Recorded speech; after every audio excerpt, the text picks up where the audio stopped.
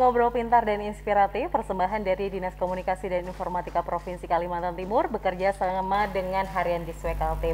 Nah, Sobatkom semua, masih juga saya ngobrol-ngobrol dengan Pak Johar dan juga Mbak Sela. Ini saya akan membacakan pertanyaan dari Sobatkom semua ini yang sudah masuk nih Pak. Ada 14.000 pertanyaan. Yang kedua saya tidak terkejut. Ini yang pertama nih Pak, dari Win Mahat. Nah, ini beliau ini sangat mengapresiasi dengan program Gubernur Kaltim Beasiswa Kaltim Tuntas. Nah, yang ingin ditanyakan sama Saudara Win Mahat ini, bagaimana bagi mereka siswa-siswi yang ada di pedalaman dan desa yang tidak terjangkau informasi dan internet, khususnya daerah perbatasan pulau terluar. Nah, apakah juga ada kuota masing-masing daerah kabupaten kota termasuk di desa? Dan bagaimana juga ini memverifikasi apakah beasiswa itu tepat sasaran mengingat animo masyarakat ini sangat besar, Pak? Iya. Jadi begini, memang setiap kebijakan itu pasti memiliki dua sisi lah ya. Ada orang yang pro dan ada orang yang kontra. Tetapi pemerintah provinsi mencoba bagaimana mengakomodir itu. Nah, sekarang juga tim Badan Pengelola Beasiswa juga lagi kunjungan ke Berau, nanti juga kemana-mana juga termasuk menginformasikan seperti itu. Ya yakinlah, yang penting. Tapi sekarang Makamulu aja juga sudah bisa kok koneksi internet itu sudah bisa. Ya kalau misalnya ada kesulitan, mereka bisa datang ke kantor desa misalnya ya, karena rata-rata sekarang bisa desa itu hebat loh, karena 8 tahun ngurusi desa. Iya. Jadi mereka tuh jangan dikira itu pinter-pinter itu. Ya sekarang. Jangan diremehkan ya Pak ya. Ya buktinya juga sudah ada yang S2 dari luar negeri jadi kepala desa itu kan. Nah, itu menarik. Hal-hal yang katakanlah yang teknis nanti bisa ditanyakan ke Badan Pengelola. Oleh karena itu saya anjurkan ini dari Kominfo supaya mengundang nanti Badan Pengelola. Karena mereka tahu datanya berapa perguruan tinggi sih yang sudah katakanlah mahasiswa dari Kaltim yang dapat beasiswa kuliah. Itu kayaknya pernah dia cerita itu sudah mulai istilahnya dari Sabang sampai Merauke lah istilahnya. Berarti kan sudah menyebar kemana-mana itu ya. Yang penting tangkap dulu kesempatan. Jadi begini, saya memberikan memberikan clue. Kalau ada kesempatan, maka tangkaplah kesempatan itu, walaupun kamu belum siap. Karena siapa tahu kesempatan itu hanya sekali saja datangnya. Kita nggak tahu kan, kebijakan bisa berubah, kondisi keuangan dan lain sebagainya bisa berubah kan. Iya, kalau nanti pas ibarat kata itu pilot gimana kan? Nah, maka tangkap aja. Ya, tangkap aja. Tentu ada persyaratan, yaitu supaya yang bayangin kalau tidak dikasih persyaratan IP rata-rata air begitu kan, lebih banyak lagi ya Pak ya? Bukan berkualitas nanti kalau IP 2 gitu kan, ya repot itu. Ya seperti itulah. Nah terus ini bagaimana memverifikasi apakah beasiswa itu tepat sasaran nih Pak? Karena kan animo masyarakat ini cukup besar sekali ya. Ya memang ini kan persoalannya harus juga kejujuran ya, kemudian juga melalui pendidikan, lembaga pendidikannya. Kan ada monitoring juga, ada evaluasi. Memang dari yang dibiayai ini ada juga yang belum melaporkan apakah mereka sudah lulus atau tidak. Sebenarnya kita berharap ya ada informasi juga lah, sudah lulus kemudian kerja di mana gitu, sehingga kita punya data yang cukup bagus ya. Ketika meminta mau ngisi semua data, ketika selesai ya nggak ada pamit lagi. Berarti dulu Mbak Sela laporan juga setelah selesai? Lapor Mbak, saya udah selesai. Ya tidak harus ketemu, lapor kan bisa kirim email kan. Itu kan sebuah kebanggaan juga bagi pemerintah provinsi. Ternyata dia bekerja di perusahaan yang ternama begitu kan, senang sekali itu ya.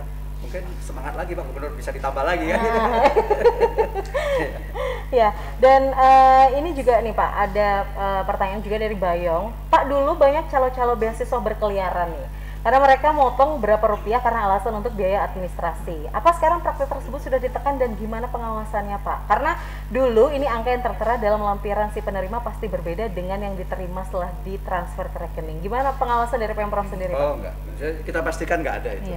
Nggak ada, dan kalau itu ada oknum tertentu ya kita beri sanksi. Kita tegas saja lah ya, nggak usah main-main yang kayak gitu, bukan haknya kita ya. Udah, kalau misalnya pegawai ikut main-main ya kita laporin aja. Nah, Mbak Sela mungkin kalau misalnya motivasi yang diberikan untuk anak-anak muda sekarang untuk beasiswa, mendapat beasiswa seperti apa nih? Motivasi yang bisa saya beri ya, ya seperti yang Pak Yanuar bilang, tangkap kesempatan yang ada. Soalnya kesempatan benar, karena kita nggak tahu apakah tahun depan akan ada lagi, bahkan kita kan juga nggak tahu akan ada lagi atau enggak, kita juga nggak tahu gitu. Jadi mumpung ada, dan saya bilang tadi mumpung tidak ada apa-apa yang diminta feedbacknya gitu loh, maksudnya secara moral memang kita bertanggung jawab, tapi kan tidak ada secara ikatan bahwa harus ada yang diberikan atau apa untuk feedback kepada pemerintah Kalimantan Timur. Nah, mumpung istilahnya semuanya juga dipermudah karena semuanya juga sekarang submit via sistem gitu ya. Nah, makanya tadi menjawab juga, kalau saya boleh juga ngobrol soal yang tadi bilang bagaimana dengan calo. Saya sendiri yang mensubmit itu memang sesuai semua, Pak. Memang semua sesuai, Mbak. Karena verifikasi juga gampang. Maksudnya verifikasi Karena itu kan semua sistem ya.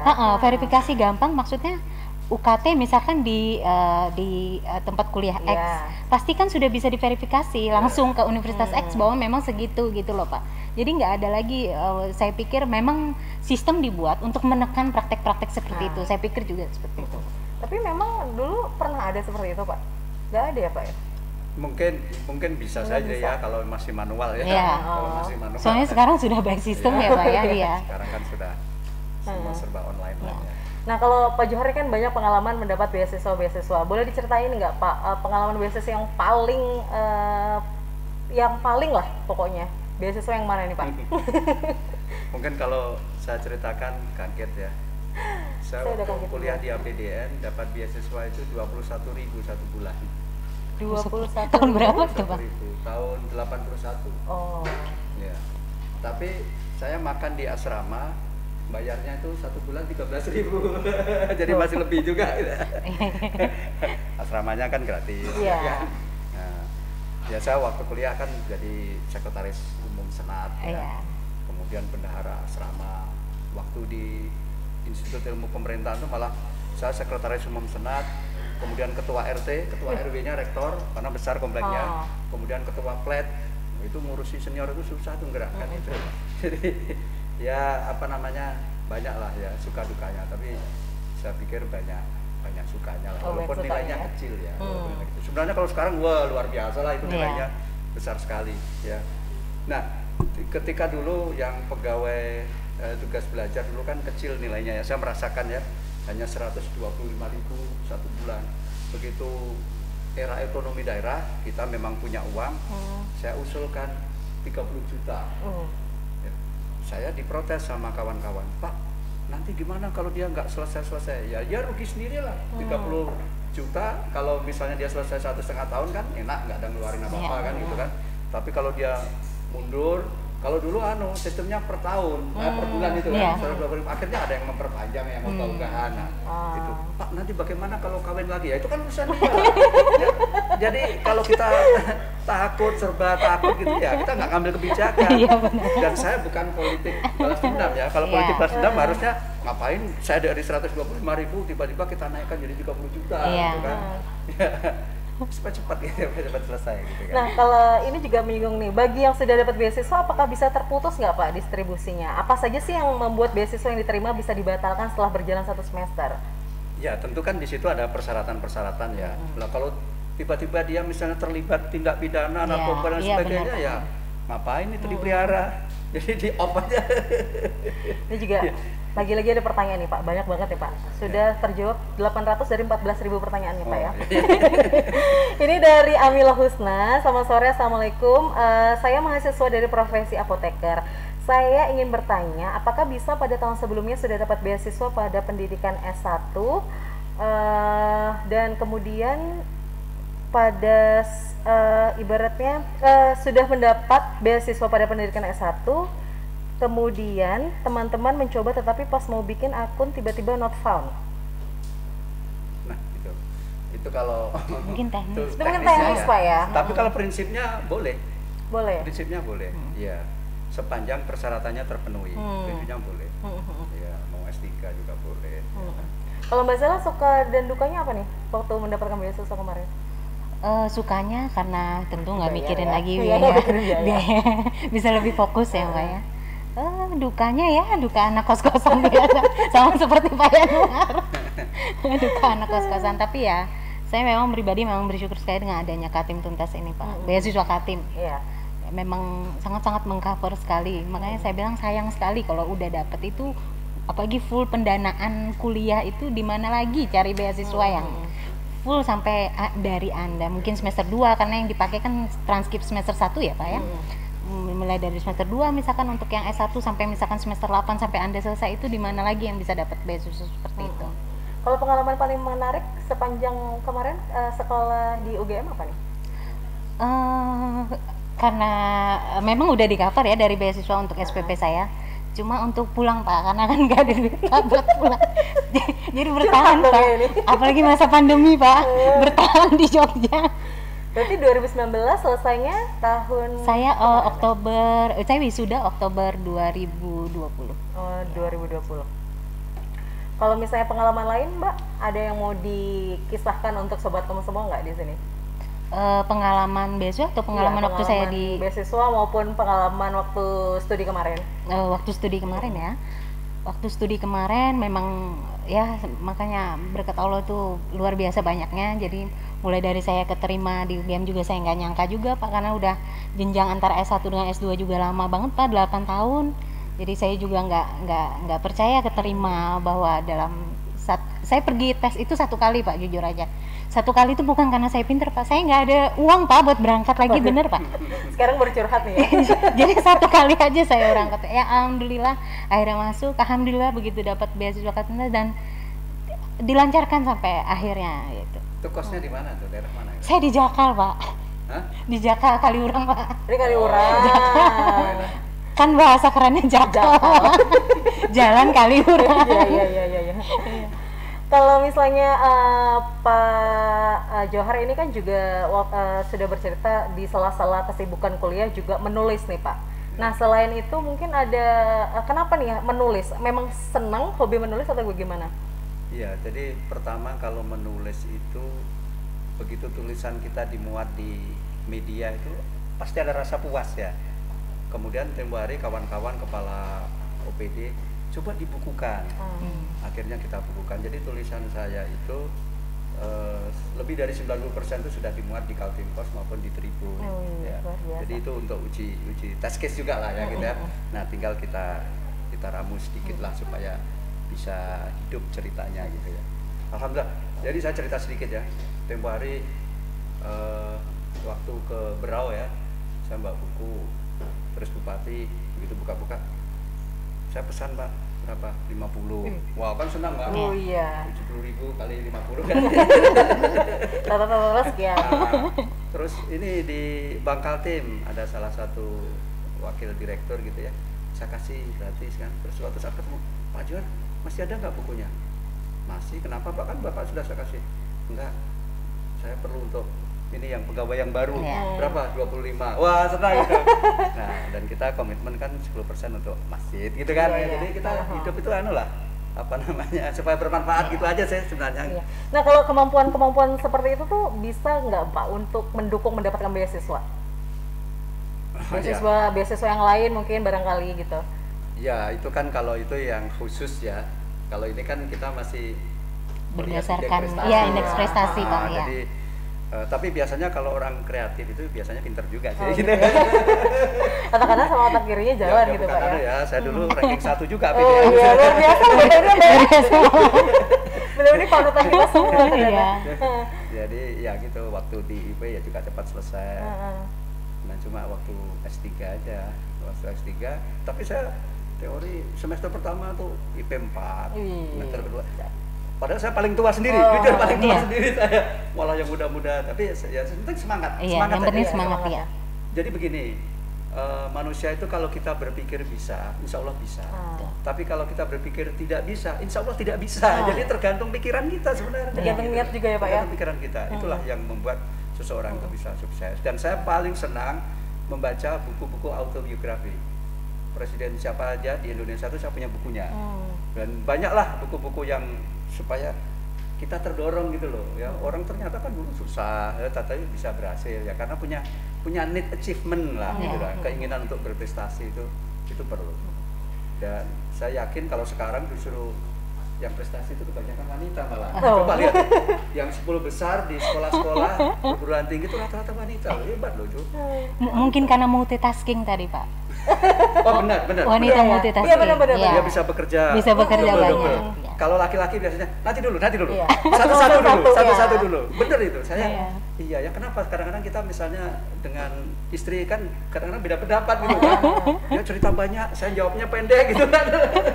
Nanti sebel dong istrinya. Iya. Udah panjang lebar gitu. Tapi ternyata kan menurut dokter Dahlan itu, ya saya dulu juga Ya. protes. Waktu pacaran kita kirim surat 7 lembar, dijawabnya cuma 1/4 lembar, setengah lembar katanya. Setelah saya belajar, oh saya paham katanya gitu. Ini persoalannya kan harus saling memahami sebenarnya. Iya. Ya kita belajar terus lah. Nah, Iya. kata General Ford kan kalau yang pendiri Ford itu ya, orang itu dikatakan tua kalau dia berhenti belajar. Tidak peduli apakah dia berumur 20 tahun atau 80 Betul. tahun, dia dikatakan tua. Tapi kalau orang itu belajar, maka dia muda, still young gitu. Iya. Masih muda terus gitu. Karena ilmu pengetahuan kan juga Nah, berubah-berubah. Dan kadang-kadang kan kita bikin katakanlah teori, dalil itu bisa dibantah oleh penulisnya Betul, sendiri. Pak, iya. Saya ingat betul waktu dulu saya pembimbing saya waktu S1 itu Dr. Taliji Nugraha.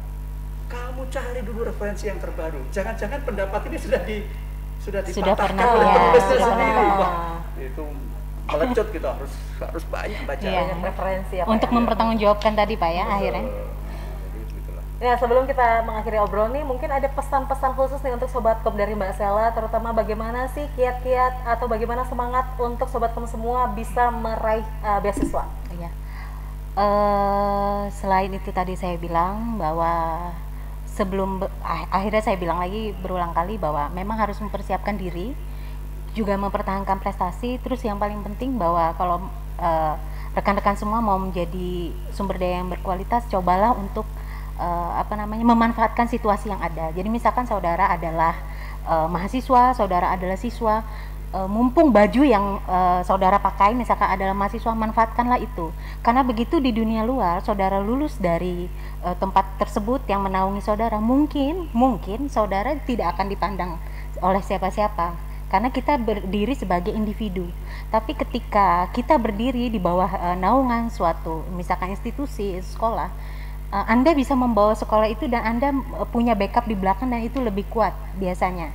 Nah, manfaatkanlah itu, jangkaulah kemana-mana Anda mau pergi. Misalkan kalau saya bawa cerita seperti saya bernaung di bawah UGM, saya bergabung di bawah Pusat Studi Energi UGM, saya bergabung di bawah Lembaga Fakultas Teknik UGM, saya bergabung di bawah Kugama. Nah, itu yang saya manfaatkan. Nah, beasiswa Kaltim Tuntas itu mengakomodir semua itu. Jadi saya bisa fokus buat kuliah, saya bisa fokus untuk mencari tahu apa yang bisa saya lakukan gitu. Nah, itu yang bisa saya kasih saran buat rekan-rekan pejuang beasiswa. Yang penting semangat. Di mana punya semangat pasti ada jalan. Iya, benar banget. Kalau untuk Pak Johar sendiri, pesan-pesan untuk Sobatkom yang sedang menyaksikan tayangan ini nih, Pak? Iya, kalau saya ini kan termasuk orang yang menyaksikan pada zaman susah sampai zaman kemajuan itu. Jadi Iya. pengetahuan itu memang harus di-upgrade terus ya. Jadi kadang-kadang ada orang yang tidak mau melakukan perubahan, dia merasa tidak mampu. Betul. Saya nggak bisa.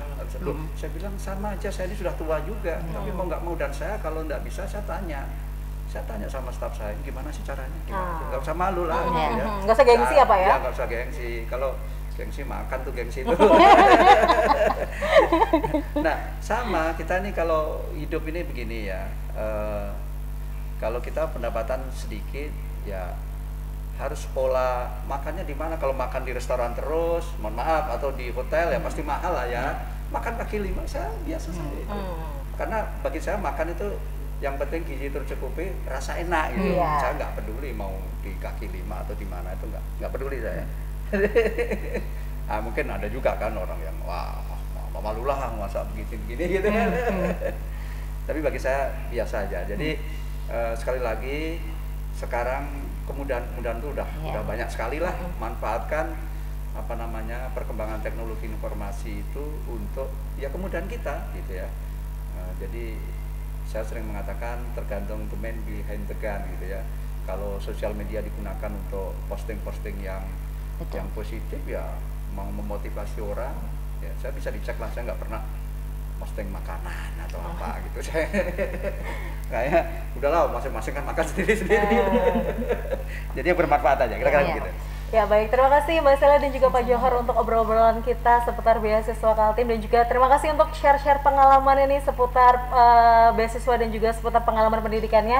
Luar biasa ya Mbak Stella ya, ternyata Pak Johar ini dari S1 dan sampai S3-nya ini beasiswa pejuang semua. beasiswa Iya, pejuang beasiswa. Habis ini mau sekolah lagi Pak? Udah habis kan? Ya, baik sahabat kamu semua, sampai di sini perjumpaan kita dalam Ngobrol Pintar dan Inspiratif di episode hari ini Beasiswa Kaltim 2021. Dan tentunya ingat bahwa peluang itu harus ditangkap dan manfaatkan peluang itu sebaik-baiknya untuk sahabat kamu semua. Terima kasih sahabat kamu untuk kebersamaannya selama 1 jam ini. Saya Nicita Heriananda Putri mohon undur diri. Terima kasih. Wassalamualaikum warahmatullahi wabarakatuh. Waalaikumsalam.